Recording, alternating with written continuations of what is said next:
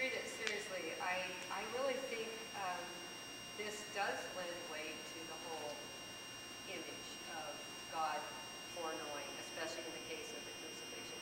I think it falls into the category of something God is determined to do, no matter what. And so it's one of those things that is God's intention and that God carries out. I don't think it can be minimized. I think it's one of those that is just a powerful example of how important this was. I also think that Luke and Peter were so utterly taken with the drama, the significance of these events and everything that they had just experienced. And this isn't to minimize it, but they're quoting passages from the Hebrew Bible. Yeah. They're using everything to this end to say, look, folks, this is the major event of history.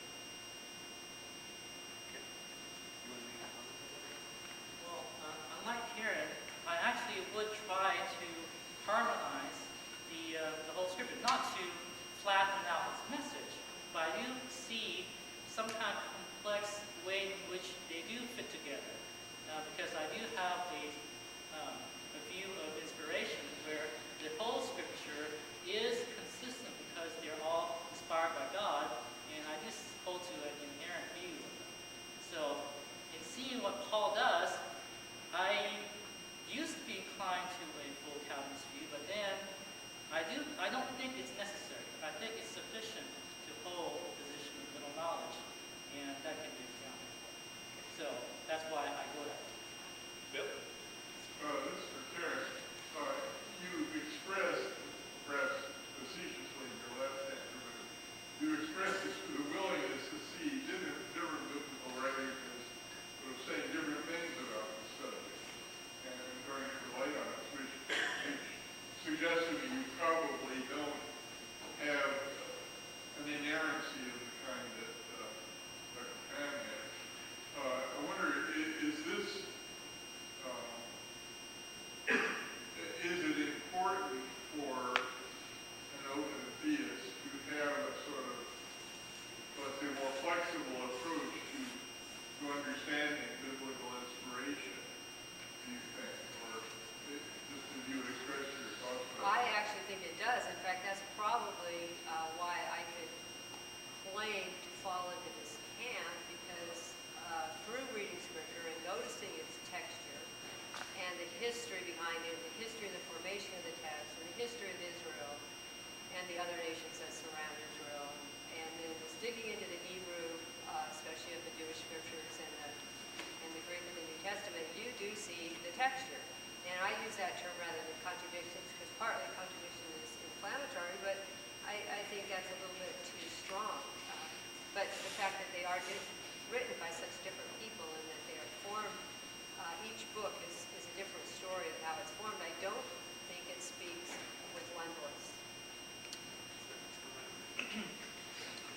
I have a biblical question about, and I'm not exactly sure the reference for this verse, but you two being biblical scholars should be able to identify it. There's a point at which, regarding Israel, God says, I would have thought you would have returned to me, but you didn't. And I think that neither one of you brought that up, but I think that really is problematic for a determinist. Even though you've done a great job distancing yourself from determinism, it seems to be problematic about God's knowledge. How can he think one thing was going to happen, and yet it not happen? Yes, I reference a few passages actually in my handout. I didn't really cover it, but that may cover the text that you're referring to. That would be under Case for Open Theism from the Prophets, first page of the handout, third heading, under B and C, God's perhaps and field expectations. I don't cover all the text, but that may actually get to the one you're going towards.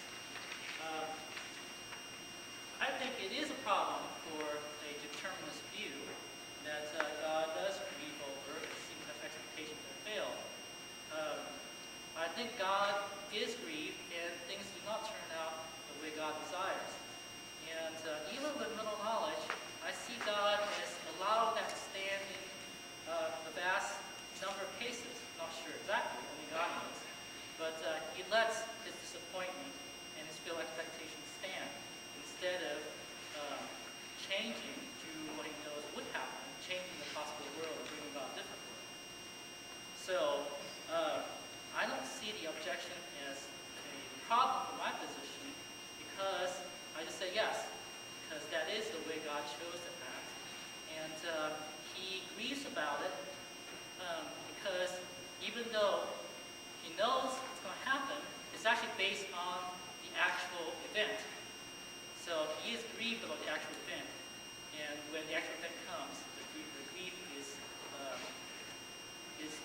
proper. It's actually when he's grieved. But as I come towards this explanation, it's kind of a little bit difficult because I'm kind of saying, okay, he knows about it, but really he knows about it because it's something that's going to happen. But I think that would be the best way of accounting for it in middle knowledge. He knows it would happen, and he knows it would happen because it will happen. It's our choice in the future. And so the grief comes when we make the decision. Can I follow up? Yes. But you do agree that in middle knowledge, God knows perfectly, exactly, exhaustively what we will do or what will happen in the future. But yet he expresses that what he thought, not desired, would happen doesn't actually happen. So those two seem irreconcilable to me. That his thought of the future becomes unfulfilled, even though his middle knowledge is perfect.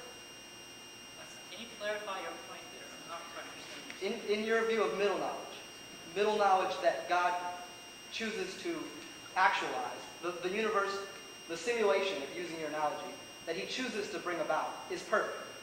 I don't believe it's perfect. No.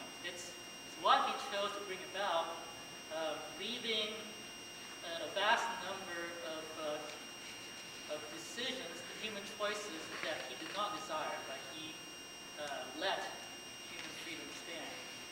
So the actual world includes a vast number of situation decisions that he is grieved over and does not make. It sounds a lot more like open theism than Molinism, actually. Well, I'm trying to bring in a synthesis. I see a strength in open theism and Molinism, and to some degree even Calvinism. So I am trying to bring them together, and I think Molinism can be the middleman, you might say, to bring this rapprochement. And I see the need for it because of the scriptures. I do think that there is a way to bring both Old and New Testament together, to bring all the conflicting themes that Calvinists, classical Arminians, Molinists, open theists, whatever you have appealed to. I have not given up on the attempt to bring about a synthesis, even though it has to be a complex, more refined synthesis than the positions that have been enshrined in our different traditions.